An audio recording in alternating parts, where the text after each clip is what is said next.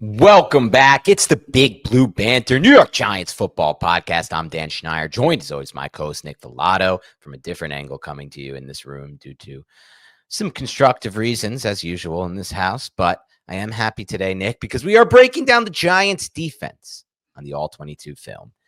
And boy, was it an exciting game. I think I wrote at one point from rewatching the tape, I just felt like almost every snap, Justin Herbert was uncomfortable. Almost every single snap. And you mentioned it on yesterday's show, and we'll go over it, I'm sure, in some of your breakdowns. But even when he tried to boot out of the pocket and try to reset the pocket, the Giants were so disciplined and cut off those angles. And just there were so many times I saw Herbert having to move backwards to make a throw. Like he couldn't step into the throw. He couldn't even have a square base to throw from.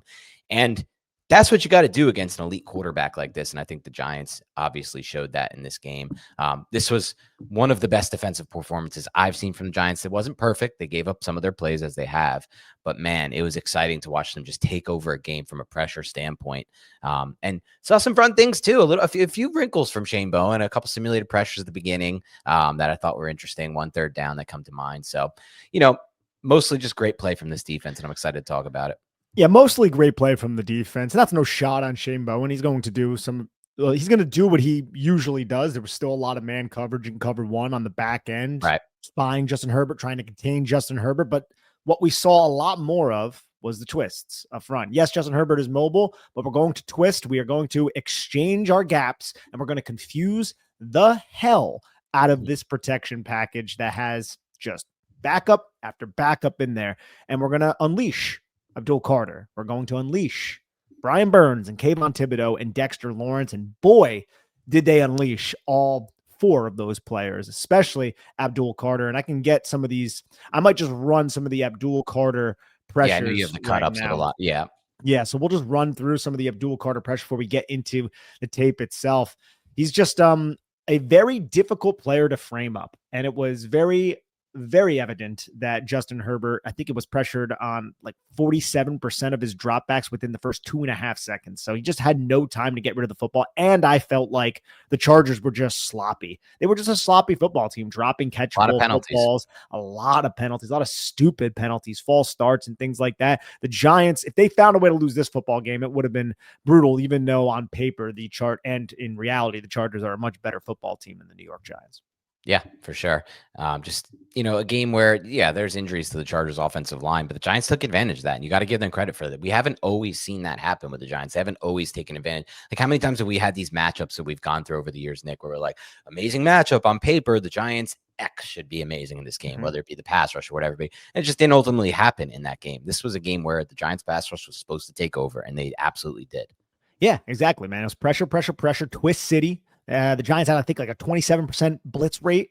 Yes. Decent amount of simulated pressure and a lot of middle of the field closed. It wasn't like this split safety look. It was a lot of cover 3, a lot of cover 1 man, some quarters looks, and then a decent amount of cover 6 whenever the Chargers rolled out a 3-by-1 formation, which makes sense. You want to handle the cover 6s again, quarter, half. So you have cover 4 on one side, cover 2 on the other side. So you play cover 2 a lot of the times against that lone receiver side whenever it was a 3-by-1 set. And the Giants were, I felt like, communicative, and they were disciplined in coverage other than really the Quentin Johnston touchdown. People have very different interpretations of that play, which is fine. I had a little bit of back and forth, nothing bad, just, fruitful back and forth online. And I know Carl Banks broke it down on his podcast. And as I said, I always defer to Banks, and Banks, threw the blame on the safety there. I believe it was Belton, who he thought took a poor angle to the ball, which is totally fine. But in my estimation, dude, and I'm no expert on this stuff, dude, but I do watch a shit ton of quarterback tape because we're Beyond the Box Score. That's all we do. We watch tape. We record 3 times a week.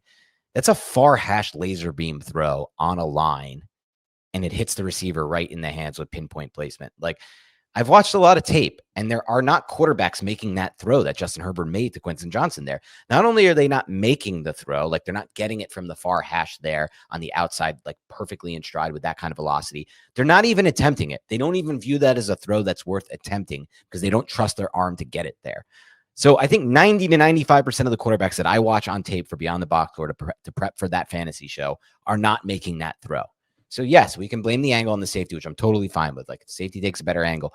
But at some point, it's like, well, do I have to worry about something that's only going to happen when I play Justin Herbert and like Matthew Stafford?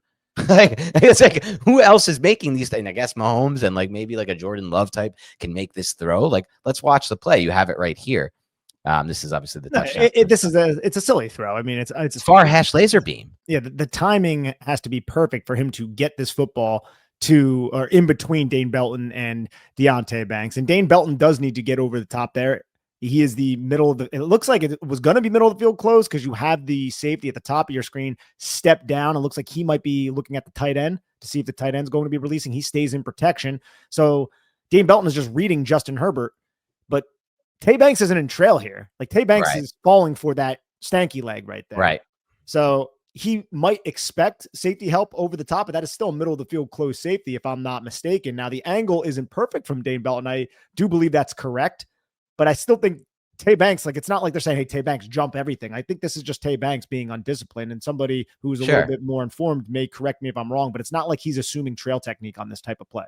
Yeah, I don't know. I'm deferring to you. I'm deferring to Banks. And all I know is that people think that that throw is getting there from 95% of the quarterbacks. They're just simply dead wrong. And I'm standing by that. The ball will go more floating in the air. It won't have the velocity, and any safety will pick it off because the ball will just simply not get there in the time it gets there. That from Justin Herbert. And you have this angle too, which probably will hopefully give a better view of that. So it's just frustrating to me for people. It's easy to say anyone can make this throw and it's going to keep happening. Look at the ball cut through the air. Look at the cut on that thing. Look at the velocity on that ball. I mean, come on. Like, that's just not going to happen against 95% of the quarterbacks the Giants face annually. Yeah. I don't think we need to make a podcast about that. No, but we can end it there. It frustrated me. We can end it there. Yeah, exactly. Now he's a phenomenal quarterback talent, but he lost to the New York Giants. Thank God, the New York Giants. And the reason why I wanted to harp on the Tae Banks is not because of that play. It's the other plays with Tae Banks. It just, like, to me, man, and this is something I've discussed through the last year, 2 years. I don't like to say these things, but I think Tae Banks is just shy into contact a lot of the time, man. I don't think he is a player who, if it's me versus you, I'm going to lower my shoulder and try to take you head on. I'm going to try and attempt to hit you from the side to negate the power of your force into my body. And I saw that like 2 or 3 times in this game. And sometimes I try to always excuse and be like, look, because sometimes it's him executing his leverage and boxing players back inside. But then there are other times where it's not just that. So, like, this is a player, when I'm watching Tae Banks, I'm really studying. I'm like, do you really, like, embrace contact when there is somebody with the head of steam towards you? Now, there are times where he'll come and he'll hit you hard, bro. He'll hit you hard when you catch the football and then you turn around with no momentum, and he can dictate the force into you. But if the other player, like Omarion Hampton or whomever it is going to run at you, I always see Tae Banks like try to like dive towards like the back leg or the hip, and it doesn't seem like he really is eager to put his body out there to absorb contact. And it's something that is independent of what the continuity of the defense and where he needs to be to box player inside. And then you just watch, and we'll go over it a little bit later, the Justin Herbert scramble for a first down. It's like, you didn't want to tackle Justin Herbert there. Like, that's not like you ran into a blocker to get absorbed by a blocker, just completely abandoning the outside. Like, it's just inexcusable type of behavior from a player who has already shown poor effort through his time here with the New York Giants. It's just, I'm done with that kind of stuff, man. It's unfortunate that he is, and I hate to admit this, but he is a better coverage player in man coverage than a Cordell Flott. But Cordell Flott isn't bad in coverage. No. And Cordell Flott, despite the fact that he is diminutive when it comes to his weight and his frame, he will throw his body around. You know, he has some pride in his play. Tae Banks, I severely question that, and I do not like to do that. I really don't, but it's something that's just popped up a lot on tape. And at this point, I think, you know, my mom could watch the game and say, well, what's up with that guy? You know, why is he running away from it? So just, you know, be a little bit more physical at the point of attack and stick somebody who has the head of steam at you. That's something I want to see from number 2. And it holds a lot of weight because that's not something you'll do lightly, Nick. I've done this podcast with you for a long time. I've known you for a long time now. And it's not that you shy away from it. You're just very careful with these saying these kinds of things, but it's gotten to a breaking point. I wanted you to, the third play I have there in the queue, it's titled Banks hesitancy. I just want to see what your thought is on this play. This was ultimately flagged for an illegal block on McConkey. Great play by Drew Phillips to draw that. But like, I just thought this was a really weird, hesitant play from Banks there.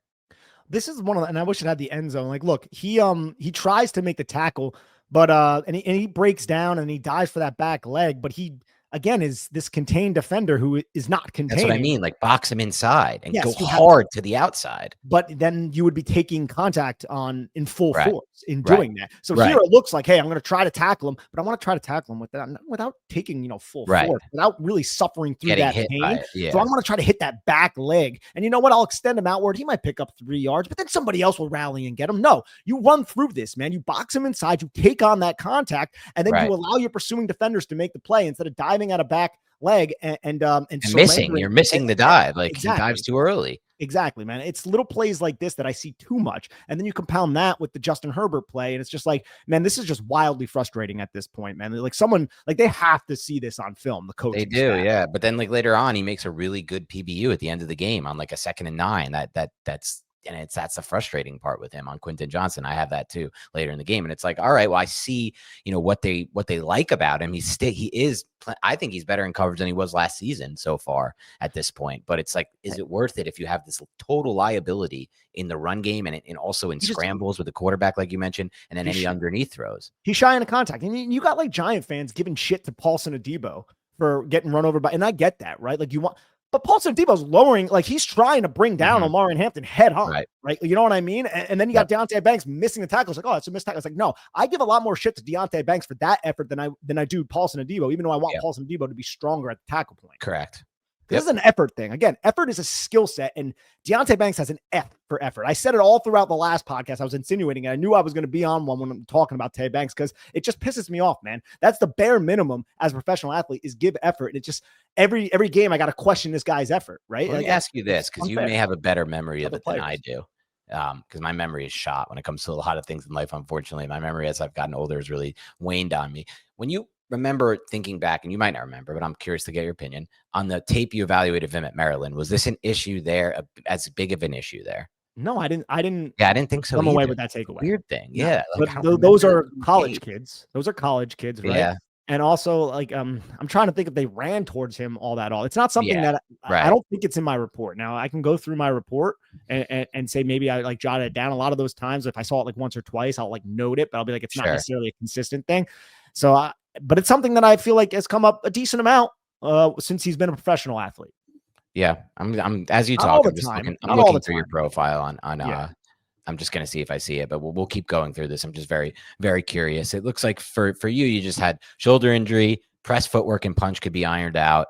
Gets very grabby when fooled on double moves. Great coverage skills, but will grab in recovery. Only 2 career interceptions. A few deep one-on-one receptions with better awareness, and then block deconstruction needs to improve.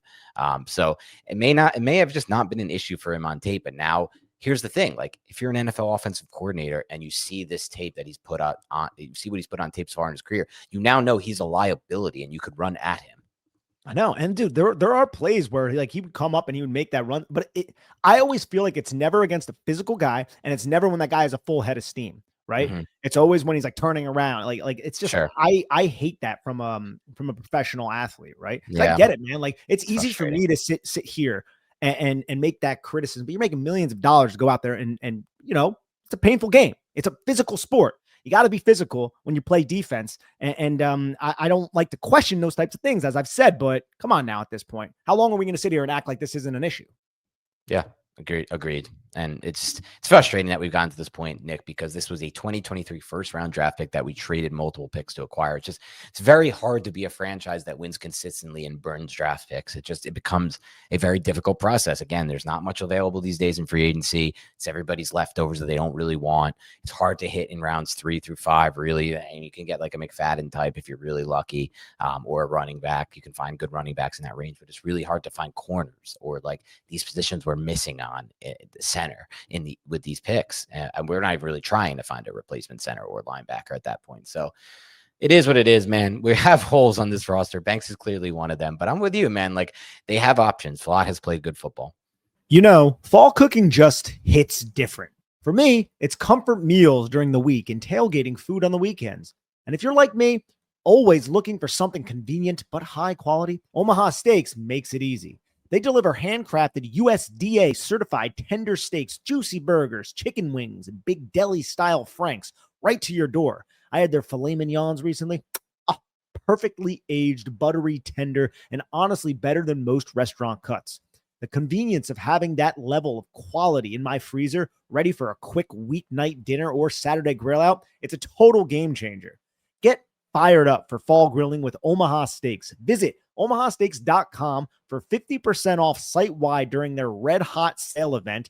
And for an extra $35 off, use promo code BANTER at checkout. That's 50% off at omahasteaks.com and an extra $35 off with promo code BANTER at checkout. Minimum purchase may apply. See site for details. A big thanks to our advertiser, Omaha Steaks. Link in description and pinned comment. Go to omahasteaks.com to get 50% off site-wide during their Red Hot sale event and use promo code BANTER at checkout for an extra $35 off. I've been wearing underwear every day for years, mostly, but I've never really felt like I found the one, you know? Either it rides up, punches, or just feels off. So when I found out Skims was making underwear for men, I was honestly pretty excited. I tried their cotton 5-inch boxer briefs, and wow, they're a game changer. They hit perfectly at the thigh and actually stay there. No bagging, no wedgies by 5 o'clock, just pure comfort. And for the gym, the stretch 5-inch boxer briefs are amazing. They move with you as you work out. They keep your shape, your form, and they do not ride up. If you want to feel comfortable, confident, and actually enjoy your underwear, shop Skims Men at skims.com. Let them know we sent you. After you place your order, select podcast in the survey and select our show, Big Blue Banter, in the drop-down menu that follows. And if you're looking for the perfect gifts for the whole family, Skims just launched a big holiday sale. So go to skims.com and check them out. Yeah, Flott is playing well. He's in a contract here, though. Yep. So what are we going to do about the cornerback position? But let's handle that when the offseason rolls around. As of right now, though, like Flott got picked on a little bit in that 2-minute drill. I felt it was like the fourth and fifth drive of the Chargers. They started really getting into a rhythm, negating the Giants' pass rush just by getting the football out of Justin Herbert's hands very quickly in the quick game, attacking, throwing into leverage. A lot of that was targeted at Cordell Flott, but Flott's quick to just go right through the catch point and make that tackle. Speaking of other corners and defensive backs on this team, Drew Phillips, phenomenal in this game. This was probably really the best game we've seen from Drew Phillips overall. It's not even just the interception. It's the drawing the penalty against Ladd McConkey. There were it was another play or two plays against the run, and then there was like three other against McConkey that you should thought did a great job on your Twitter of slowing down and showing he did get his hand in there. He did get his hand in there, man, and like I want to applaud a player like that because that is also another player to reference this and bring this back who is never going to shy away from contact, who is never going to do that. He can lose like he lost last week, and that sucks, right? And I don't want to see that too often, but I know this player is mentally freaking there, and he can bounce back from it. And those you can question that with others. Yeah, it's a great point. Excellent point. Yeah, and then Tyler Nubin, I didn't feel like had that great of a game either. I mean, obviously the angle downhill that's like the second or third time we've seen something like that this season. That's from depth. Just that. There's a few other plays that just stood out to me. Got ran over a few times and over a few times. Also in space, just not the player I was hoping he was going to be. The other thing is like the bigger one for me because Nubin is a second-round pick, and he doesn't cost a lot of money. And if it's a bust, it's a bust. There's so many busts in the draft. It will suck. Like we can't keep doing this. But Holland, man, like this is just not what we paid for. Like I don't know what to say. We're 4 weeks into the season. This guy hasn't made one play that stands out to me on tape yet. Not at the level where I need him to be. No, same here. It was one of my fears when the Giants signed him that he was going to be the 2024 Javon Holland, the most recent Javon Holland that we've seen, and not the Miami 2022 one. Yeah, exactly. And it's not like he's playing poorly, right? No. But he takes stupid penalties. He gets grabby, and he's just not making the plays that you really want. Now, he missed a decent chunk of this game, and Dane Belton had to step in, and then Demetrius Flanagan Fowles also earned some reps in the sub packages the Giants were rolling out there. Bad penalty on a key stop early in the game. Yeah, man. Yeah. So the secondary in general, like I'm fine with Paulson Adebo. Like that's something that a lot of people were asking questions about in the chat yesterday. It's like, oh, what's up with Paulson Adebo? I'm like, Paulson Adebo is the best free agent signing the Giants had by far. We never expected to get an elite shutdown corner from Paulson Adebo. That's just not how it goes. We were lucky to get Bradbury that one time, and I think it influenced how people feel. And obviously DRC was also a really good signing at the time, and it kind of influenced the expectation. But I don't really know why he's getting criticism though. No. Well, they like Adebo to me, like people look like expecting Patrick Sand. That's silly, first off, and secondly, he's doing fine. Like I think he's been one of the best cornerbacks we've had in a while. one play where he doesn't tackle Marion Hampton is not going to change my opinion on that. Marion Hampton's an absolute beast of a human being. No, exactly. I thought he played well in this game. I thought he was right in the hip pocket of whoever they asked him to cover, right? Like, I don't think he. Yeah, good point. From a just pure coverage standpoint, he played well. Like, he was accredited for surrendering 4 catches on 9 targets for 38 yards with 17 yards after the catch on 1. And then he had the 1 PBU. I mean, like, ultimately speaking, Nick, I do think part of that is because the pass rush was so good, if I'm going to be honest. So, like, I do still worry about him in coverage, but yeah, and look, man, I might eat my words here, and I'm fine with that. But there's so many plays over the last 4 weeks where I'm looking and I'm paying attention to 21, and he's on a pretty good receiver, and he's right there. He's just right there on. True. Yeah, no, you're right. He's going to be a solid player for us, and he is a solid player for us. I think the expectations just have to be like very hard to find corners in this league. Yes. Very, very hard. And I'm personally kind of done with using the first round picks unless it's like an early top 10 pick and you get a like Surtain eval, because we're doing a really bad job evaluating corner talent, man. From Deonte Banks to DeAndre Baker to Eli Apple. What? You got Drew. Drew's the 3rd round pick, and they did a great job with that. I just mean 1st round cornerback talent. Yeah. I don't mind taking a corner in round 3. Let me make that clear. I'm talking about with your premium capital picks. 1st round, it's going to be very hard for me to come around to. I shouldn't have said that with you here. To come around to drafting a cornerback for a very long time, unless it's a Surtain type eval. Then count me in, right? Like, I'm in on that type of eval. How many guys have we had like that, man? Very few. That's the point. So how many guys have been total busts from the 1st and early 2nd round at corner, like the guys that the Bills have been drafting, like all these guys, the Vikings throwing out 1 million picks on corners over those years with like what's his name is GM. Tough position, man. It's a tough position to play in the NFL, and I would rather just go to free agency, overpay for an Adebo type, and get this level play, which I'm perfectly fine with, allocating a certain amount of cap space to know I'm going to get this on a second. Like, I don't want to deal with the rookie bumps of the 1st contract again when I know I could be taking an offensive lineman or a defensive lineman there that's going to impact my team right away. Yeah, no, it's I'm not quite there. I think a lot of it is circumstantial. It depends on the player. Like, I want like a player with the type of mental makeup like a Drew Phillips, and not a player with the mental makeup of a Tae Banks. And I think things like that also do matter when you're selecting players. And I think even then, though, like, I find it so hard. All 3 of the guys you listed had I don't want to say mental issues. Like they played a role in why they were busts for the Giants, for sure. All severely immature. But of all these other guys, though, like, I'm just thinking, and it's a quick, we'll get off of this. Of all these other guys that were like busts in that late round 1, early round 2 range at corner, not for the Giants, for all these other teams, I compare that to the decision of taking like a Carson Schlesinger at round. Is that how you pronounce his name? The linebacker from UCLA that we loved. In that same range of the draft that the Browns did. And he's just an immediate impact player. You could just see it when you watch. He's a perfect, like, we could use that on our defense, that second level, amazing. And I know that's going to be a hit, because when you're taking an inside linebacker there, it's going to be a hit most likely, because his film's so good that he'll even be considered in that range. But when you take a corner there, it's not always that the film's so good. It's like, we're desperate to take a corner. It's a passing league. We need to find somebody to match up with these receivers. Let's just take this guy. That's how it feels to me, at least in the draft process, when I evaluate a player like Schlesinger, whose film was so clearly obvious he was going to be an impact player on the defense side of the ball, versus some of these corners that go in that range where it's like, I do like the athleticism, I do like this, but it's like, I also kind of just see him getting burned, and this is against like college level receivers, and it's all right. What happens when he faces the George Pickens of the world and people like that? Yeah, I feel you, man. It's something, tough. But to circle it back to this game, one of the reasons why the corners were as respectable was because Justin Herbert just really did not have any time to throw the football. No time, dude. It's crazy. Dude, Carter had 8 pressures, Thibodeaux 5, Burns 7, Muasau and Lawrence each had a pair. Alexander and then Davidson and Roy Robertson Harris each had 1. So the Giants had a bunch of freaking pressure in this game. They were getting after it. Quick game started. Did you say Alexander got credit? I hope he got credit. Yeah, he got credit. Okay, that was the one where Thibodeaux, I think. Yeah, good. He deserves a credit for that. Good. Yeah, and I felt like Alexander had a couple other plays on tape. And we'll just want to talk about Darius Alexander, where he positioned himself in a gap that removed a location for Hampton, and that forced him to bounce, and then somebody else would come in and just make a tackle, right? So maybe he is coming along slowly at this point. I don't think he really jumped off too much, other than that one pass rushing move where he was able to get the twists and everything. Look, I understand, like, Chargers fans are like, oh, it's because our offensive line is so beat up. And it's like, absolutely, that there is merit to that. But this is the best part of the Giants football team is that pass rush, right? So it's not like, I think they would have had some success, or they did have some success against Joe Alt before he got injured, right?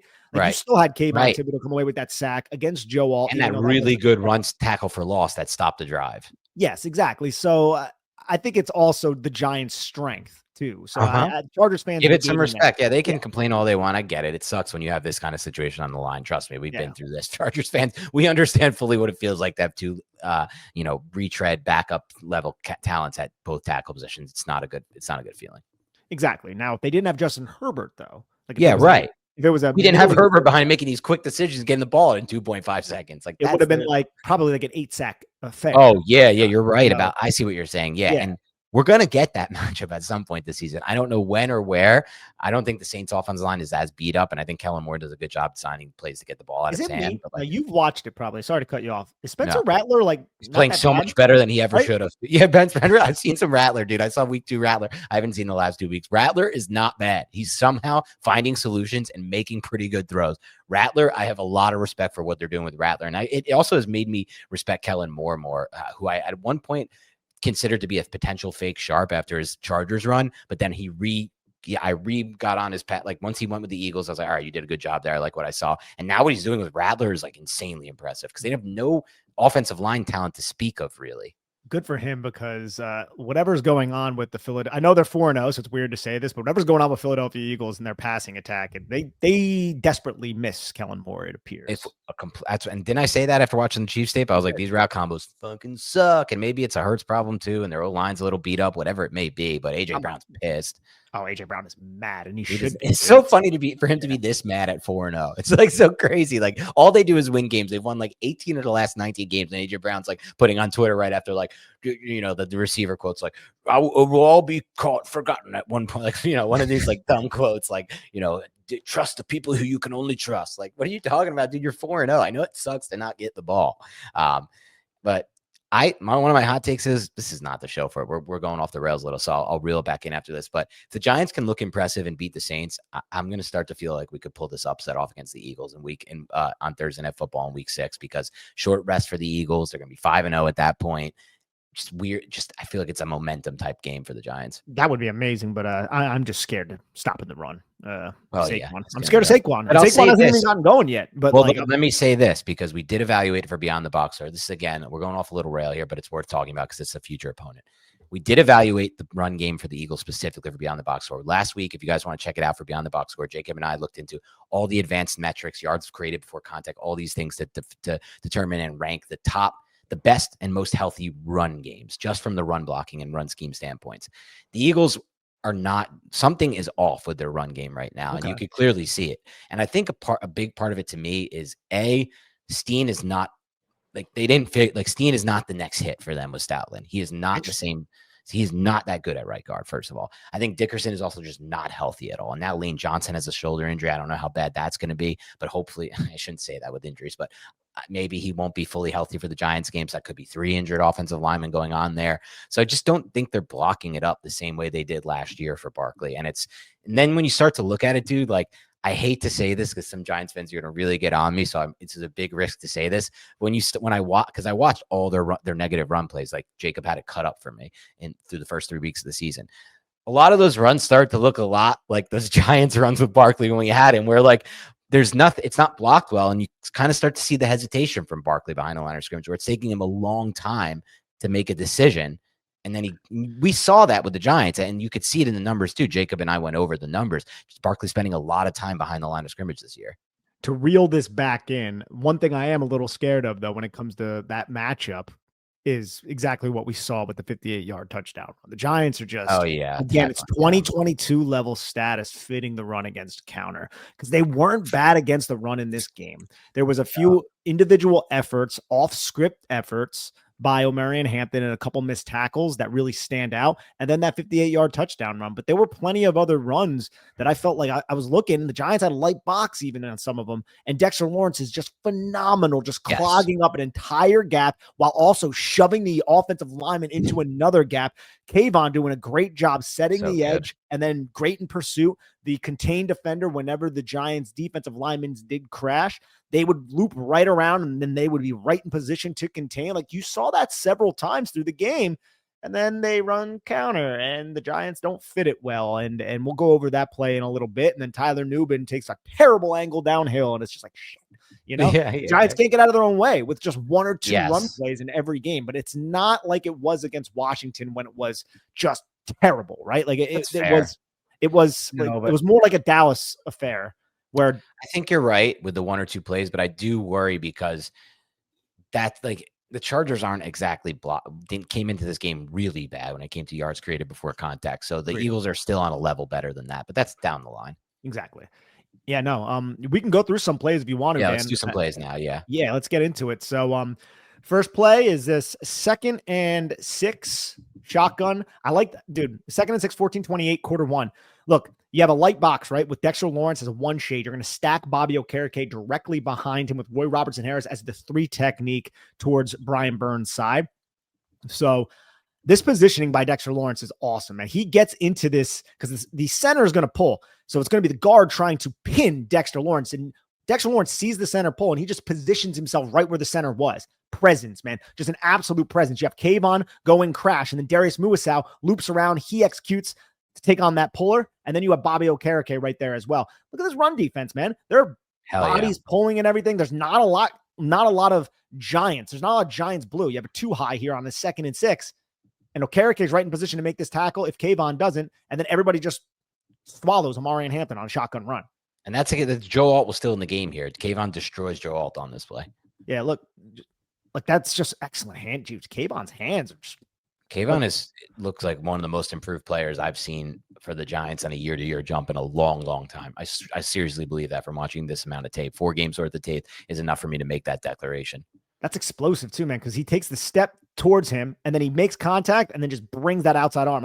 Like that's so effortless right there. Yep. Such an explosive upper body movement from Kayvon Thibodeaux, and then he forces Omari and Hampton right into Dexter Lawrence. We won't talk. This is great by Dexter. Look at that strength right there, dude. Oh, I love to see that, bro. That guard can't do anything trying to block down on him. Yeah, you're right. You're so right. He's just unmovable. I want to put a pin in this. We won't talk about this now, but we will at some point talk about the Kayvon Thibodeaux looming situation with the contract and where he is. And I have a very strong opinion on what I want the Giants to do, despite what they already have on this team. Yeah, no, Kayvon Thibodeaux is playing phenomenally this year. He's playing very well. And speaking of, here's the 2nd and 18 sack on the step up by Kayvon Thibodeaux against Justin Herbert. And we can see the coverage from the coverage perspective. It looks like this was a cover 3. Nothing too crazy. Looked like it could have been maybe like a cover 4 pre 2nd and 18, but it's cover 3. They look like they're buzzing down. Have guys in the middle of the field. I'm glad that because it looks like there's a 2 versus 1. Nobody carries these 2 players. You see at the bottom of the screen, there's 2 drag route or 2 horizontal cross routes. They're kind of close together, but nobody carries them, and they both run into. I want to say that's Cordell Flott, or might be Paulson Adebo. Either way, the Giants, Darius Alexander gets a pressure to force the step up from Justin Herbert, where Kayvon Thibodeaux was waiting for the sack. You'll see it a little bit better from this angle. We're gonna have Darius Alexander does a good job. That's good push, and then it looks like the guard wants to help Joe Alt out. So the center comes off and tries to hit Darius Alexander, but Alexander gets into the pocket nonetheless. I'm wondering why exactly did they do that, though, because you left the backside guard with a one-on-one matchup against Dexter Lawrence in doing this. Yeah, but very odd. Zion Johnson, I'm sure there's a reason, and he ends up helping with Kayvon, but Kayvon gets a sack nonetheless. Here's a 3rd and 19. This is the play with Tae Banks. It's just frustrating, man. 24-yard scramble. You have a deep cover 2. The Giants are falling to the sticks, playing the sticks. Inverted cover 2, where you could see it looks like cover 3. Pre drops down. He's Tampa Mike now. Yeah, your defense has solved this problem, right? It's 3rd and 19. You've solved the problem. Now you just need to clean it up, and it's a very easy solution. You just contain him and force him back to the inside. It's a quarterback. He's not going to get it at that point. He still would have had, 10 yards to go at that point. And then look, Tae Banks, he sinks depth, gets to the sticks. And then at this moment, he realizes, I got Justin Herbert running. So let me run right into the blocker and just surrender the outside. Like, to me, that you almost have to be doing that deliberately.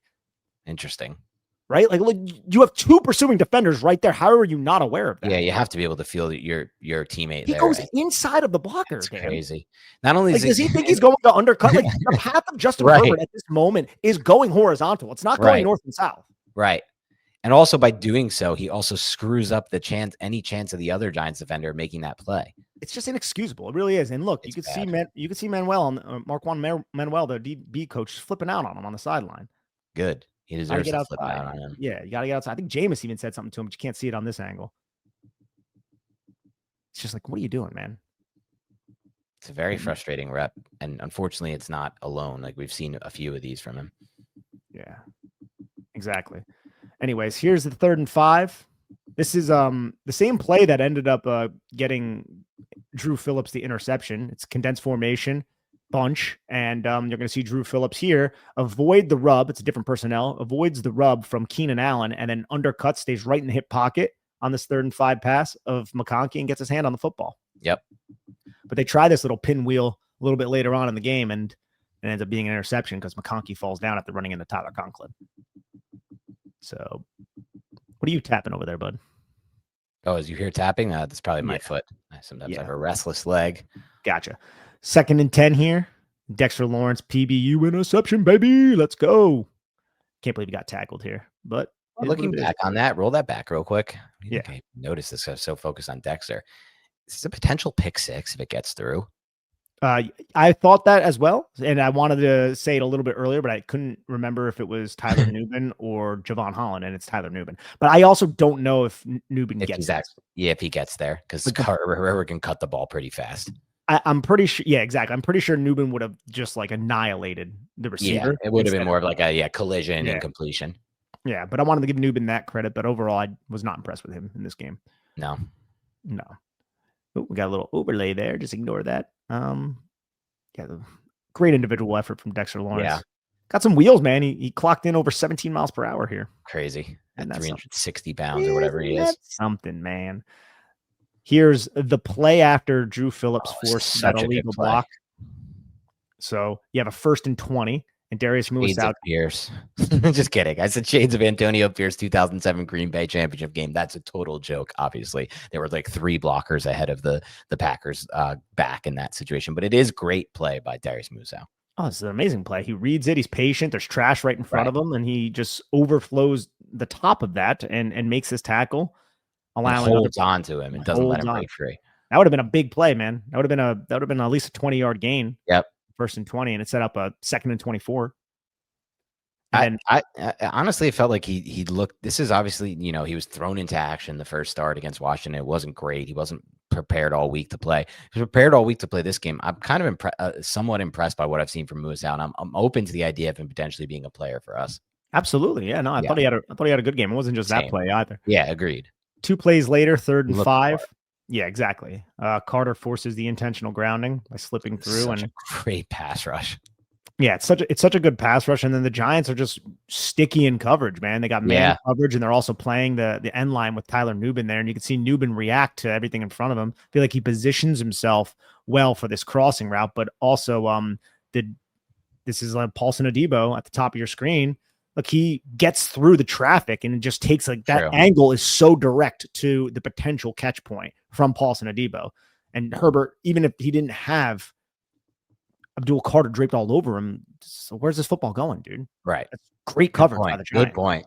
Yeah. That's a sick play defensively. When you can have coverage as locked in and sticky as that looks and a pass rush like that, then again, I mean, they're only rushing 4. This is kind of the dream. This is what we are hoping for with this team. We have so many beasts as a pass rushing group. Like, this is our group right here, right? It's Carter, it's Thibodeaux, it's Burns and Lawrence. This is the dream right here.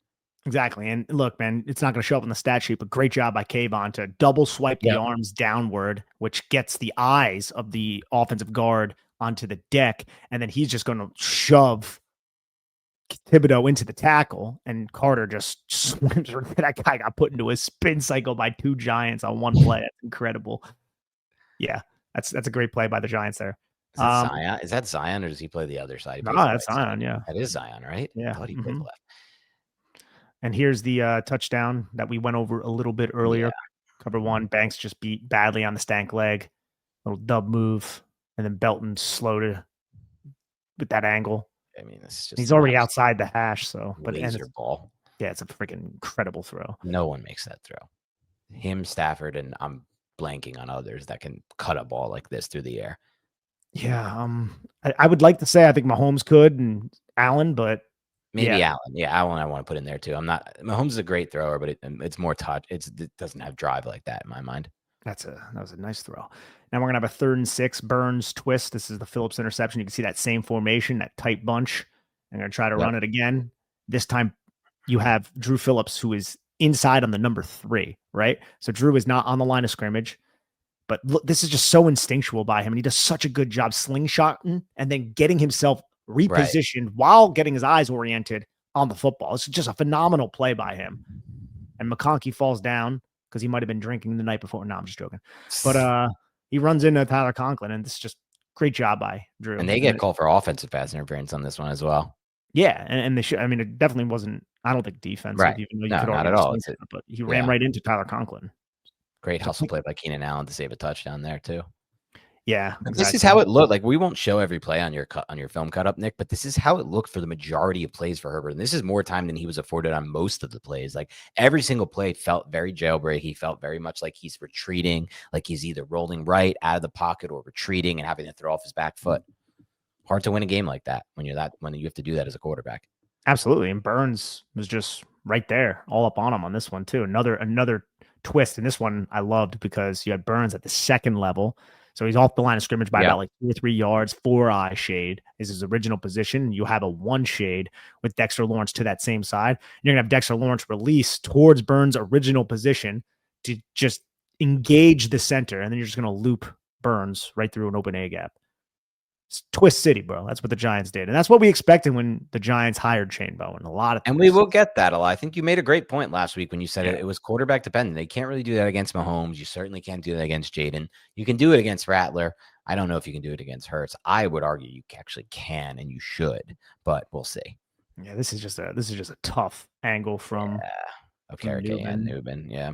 Well, the Okereke thing is, look, they ran the similar play before, and Okereke fit inside because, again, the 3 technique was getting blown up. And it is the 3 technique getting blown up that leads, I think, that forces that consternation from Okereke. So you're going to see 91, Darius Alexander just gets removed. So there's basically now he has to fill for him. Yep. Yeah, so like he puts it in Okereke's mind where he's like, oh, crap, because he positions his numbers, and that forces Omarion Hampton outside. Now, you can argue that he should have followed the block, but, I mean, it's easier said than done because you have Lewis now also go inside. So now you have 2 Giants inside. Okereke isn't exactly where he's supposed to be, but if Darius Alexander didn't get washed down the line of scrimmage, it would have made it an easier read for the linebackers. That's a good point. Yeah, so he's slow to get over there, and then, of course, like Newman, this is just oof. Yeah, it's a bad angle. And you can tell he's struggling to get out there too, and it's not happening. Not happening there, bub. All right, and then it was just a 3rd and 2 incomplete pass, just good coverage by Phillips, and it's so prompt how fast Carter wins this. Yeah, people look at the backup tackle. It's like, yeah, man, but like still people aren't moving like that, dude. Right. That little ghost move, whoop, right under judo. And then the ability after the move to just turn the edge like that. Yep. That's the real key. It's that bend around it, not go so far up the arc, but just close with there so well. Yeah, I know, man. It's excellent. It's fun to watch. And then we have here is just good defense on the back end. I wanted to highlight 1st and 10 play towards the end of the game, less than 5 minutes left. You're going to have cover 6, so quarter, half.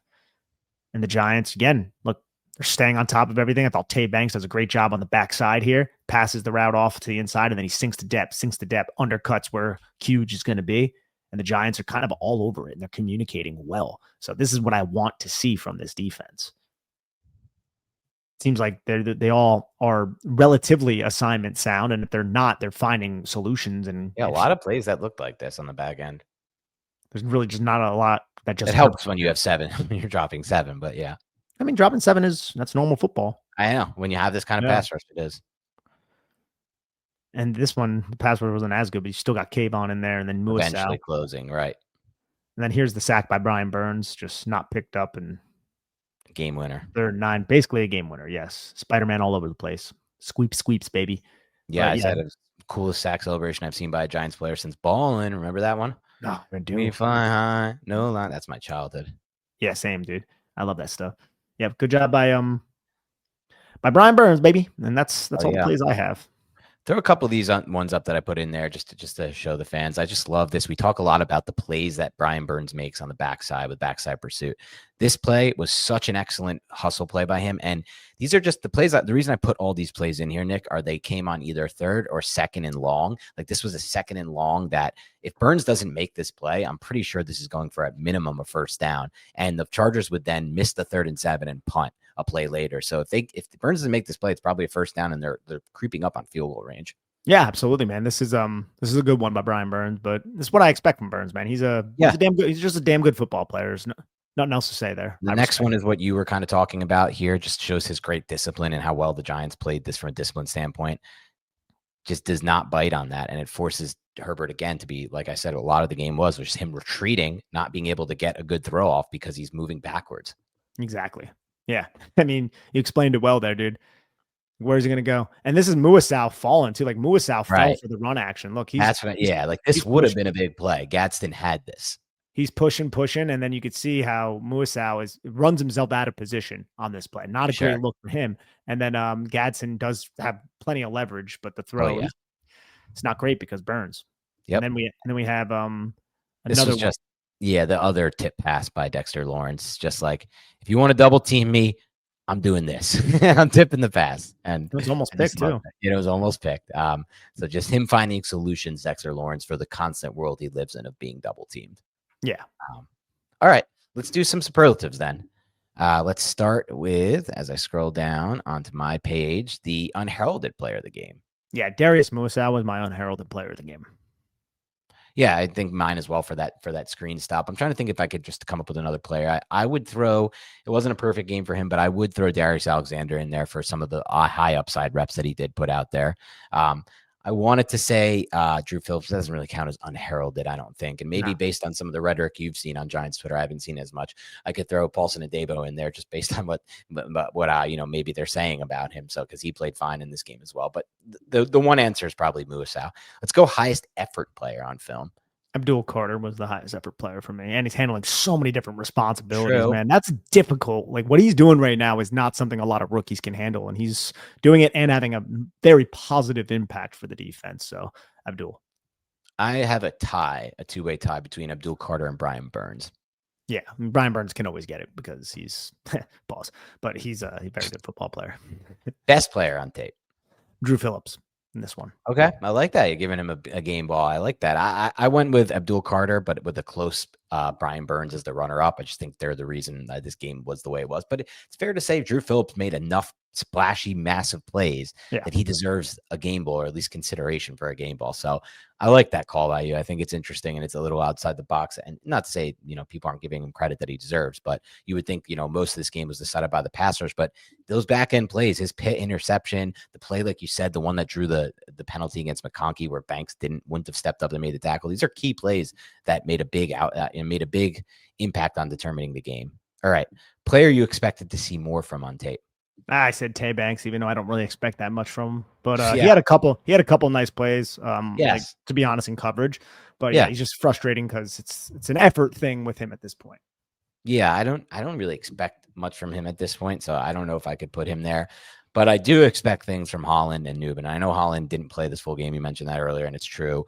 But just not making the plays, I'm expecting someone who signed for that kind of contract to make, especially when he has this pass rush in front of him. That's like a key factor. If he's playing on a bad pass rush, fine. I won't expect as much from the safeties. But like you have a perfect scenario and situation for you to make plays behind this defensive line. And so let's start making plays, both Newman and Holland. So either of them could have got it for me. Pass rushing grade 1 through 10. 8.9, bro. Okay, I was at 9.5. Like, I don't know what I just felt like the entire game was decided. I didn't think. First of all, why I did not give it a 9.5 and a 10 is because he only had 2 sacks. Because the sacks. But here's why I did adjust it to a 9.5. One, most importantly, you force the Chargers to abandon any semblance of what they're, except for the Quentin Johnston play, of what they're capable of doing with a quarterback like this in Justin Herbert in the intermediate and vertical passing game, and essentially forced them to go all quick game, it felt like to me, to get anything going in the passing game. So because of that, like that's a huge mark for me. And then even when they were in quick game, there were pressures on that. And anytime they tried to do anything like move the pocket, like we showed earlier with that Burns play, they wasn't able to do that. Just felt like the entire game I was watching Herbert throwing from awkward positions and moving backwards and retreating backwards. So to me, it was just a very dominant game. I'm not a big sack guy. Like I don't really judge pass rush by the sacks. I think I'm not judging the pass. I know you're not saying, I'm not saying you are. I'm saying other people do. I know you're not. I know you're just saying if you wanted to be in the nines, get your sacks, which is fine. And they are important plays. They wrap them up. You put them behind the line. It's 2nd and 18 now instead of 2nd and 10. I get it. But a quarterback like Herbert, he just gets rid of the ball before he gets sacked. Like he's huge and he just doesn't go down a lot. It just is what it is. Like Rattler will get sacked. We will be sacking Rattler. I can promise you, just no matter what Kellen Moore tries to do to design the ball out of his hands, we will be getting a lot of Rattler sacks because he's also a player that overestimates his athleticism and ability to escape, in my opinion. All right, run defense grade 1 through 10. 6.1. Okay, I went with 6.4, but I can understand some reservation even in being 6.1 or 6.4. It's like the same grade. It's only, yeah. No, not that. I mean, if people are going to say we're too high on that grade because of the because of the splash plays, but it's like, No, exactly. It's one of those. Something must be happening in the freaking Jet games. I hear my neighbors going wild. I don't know what's going on. Oh, really? Wow. Yeah. It could be something else. I don't know. But I'm just in New York City, so I just wanted to say that. But dude. I didn't think it was. Is it 3-0? Oh, wow. That is some wild stuff. Who, Jets or Miami? Miami. Okay. Yeah. No. I don't think the run defense is as bad as people probably assume based off of just the big plays that they're giving up, but you need to freaking fix that, dude. That's an issue. You can't be giving up 30-yard damn touchdown runs every week. Like that's something like the consistency needs to be there because there are plays that are getting bottled up and you're like, yeah, there you go. We went over a few of them, but then there's that. Right. It's just like, well, why? And it's always somebody different, it seems like. Yeah, it's always somebody different, but I'm still not fixing the thing I needed to see fixed going into this year that I mentioned the preseason, like safeties taking better angles to the football. I don't want to live a life where it's just constantly we have safeties who don't take good angles to the ball. But right now we are currently living that life. But Darren Waller made his first catch of the season for the Dolphins. I just saw that. That's hilarious. Yeah, that's why everyone's celebrating. Darren Waller. All right. Thanks everybody tuning in to the Big Blue Banter podcast. Really appreciate you. Please hit the like button. Please leave comments. Help support the show, grow the show, get this in people's algorithms. Have a great rest of your night and week. And we will talk to you later this week with a preview of the Giants Week 5 game against the Saints.